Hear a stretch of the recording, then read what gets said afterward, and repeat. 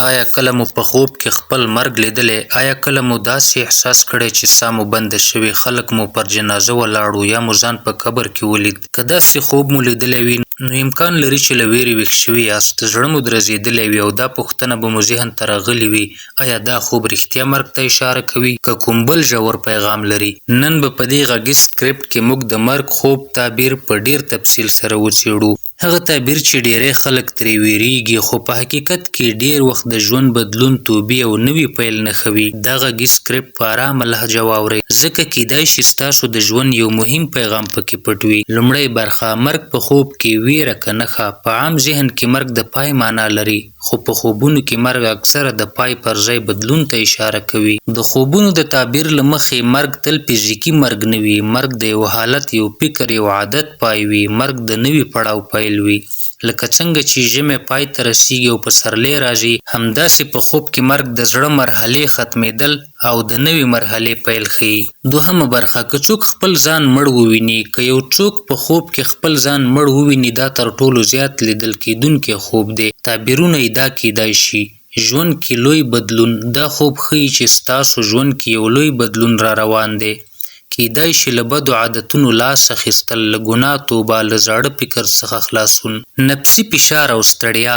که تاسو ډیر ذهني فشار کې یاست یا له ژوند ستړي شوي یاست، ذهن مو دا ستړیا د مرګ په بڼه درښیي. د توبې او بیدارۍ نښه. ډیر وخت دا خوب د الله تعالی له لوري یو پیغام وي چې بنده، الله وخت شته، ځان سم کړه. دریمه برخه: که څوک وویني چې مړ شو خو بیا ژوندی شو، دا ډول خوب ډیر مهم دی. تعبیر یې له سختۍ وروسته اساني، له ګناه وروسته توبه، له ناکامۍ وروسته بریا ده. دا خوب ښیي چې که څه هم تاسو له سخت حالته تیریږئ، خو پای به یې ښه وي. څلورمه برخه: که څوک د بل چا مرګ وویني. که څوک په خوب کې د بل انسان مرګ وویني، نو تعبیر یې د هغه کس سره تړاو نه لري، بلکې ستاسو له احساساتو سره تړلی وي. بېلابېل حالتونه: د پلار یا مور مرګ، دا د ویرې نښه نه ده، بلکې د هغوی د ارزښت درک کول دي. د خپلواکېدو پړاو یا د هغوی له مشورې بې برخې کېدو ویره.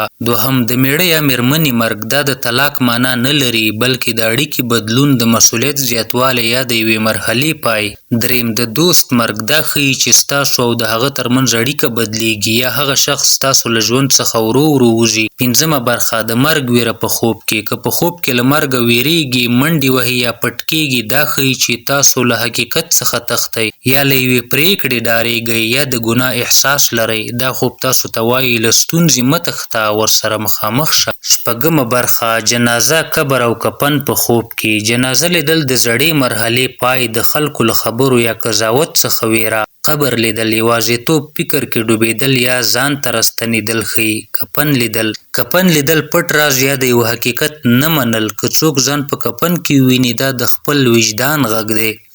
اوومه برخه: ناڅاپي مرګ په خوب کې. که څوک ناڅاپي مړ شي، دا ښیي چې بدلون به ژر راشي. یو خبر به مو حیران کړي یا یو حالت به ناڅاپه ختم شي.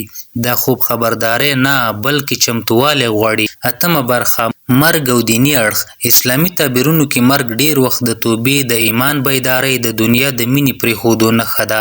علما وایي که مؤمن په خوب کې مرګ وویني، د ده زړه ژوندی دی، نه د بدن مرګ. نهمه برخه: دا خوب چاته ډیر راځي؟ هغه څوک چې ډیر فکر کوي، هغه څوک چې له ګناه تیریږي، هغه څوک چې ژوند کې بدلون ته نږدې وي، هغه څوک چې د الله له لوري یادونه ورته کیږي. لسمه برخه: که دا خوب تکراریږي، څه وکړو؟ صدقه ورکړئ، استغفار زیات کړئ، له ځان سره رښتیني شئ، ژوند کې مثبت بدلون راولئ. دا خوب د ویرې لپاره نه، بلکې د سمېدو فرصت دی. پای: په خوب کې مرګ تل د مرګ معنا نه لري. ډیر وخت دا د ژوند پیغام وي، د زړه د بیدارۍ نښه وي او د الله تعالی له لوري یوه نرمه یادونه وي. که تاسو دا خوب لیدلی وي، مه ویریږئ، بلکې ځان ته ووایئ لا وخت شته. دا وه لومړۍ برخه. نور معلومات به په دوهمه ویډیو کې واورو. که چیرته دا معلومات درته ګټور ونو، ویډیو لایک او له ملګرو سره شریکه کړئ.